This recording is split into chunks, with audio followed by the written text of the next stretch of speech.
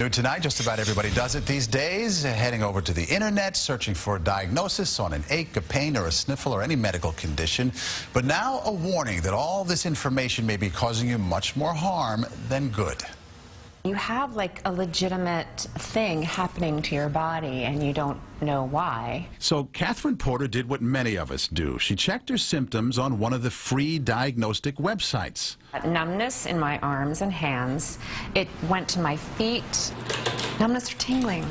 Do I have MS and I didn't know it? Is fibromyalgia? It turned out she had none of these. They don't say premenopausal. Or The odds are against just about anyone getting a correct diagnosis. According to a recent Harvard research study, of the 23 symptom checkers they looked at, a correct diagnosis came up only about 1/3 of the time.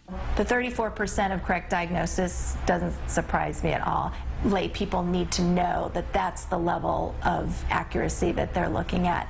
Dr. Jamie Heskett says anyone with a medical condition or symptom they're concerned about should have a real conversation with a real doctor. Where we run into a problem is with people either misdiagnosing on the overdiagnosis side so that they generates a lot of anxiety, or on the non-urgent side when it should be dealt with in an urgent manner. Porter ended up at a neurologist for a battery of tests. A lot of unnecessary medical testing that costs the system money, that causes the patient money. We reached out to several symptom checker sites for comment. WebMD said it's not intended to be a substitute for medical advice. And the Mayo Clinic responded they are a measured, learned voice to provide health guidance.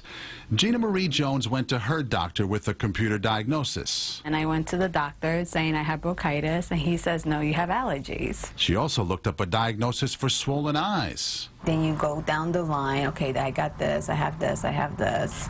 Again, the online diagnosis failed her. She has since learned her lesson. So it's always good to get professional help so you can get a correct diagnosis sooner rather than later.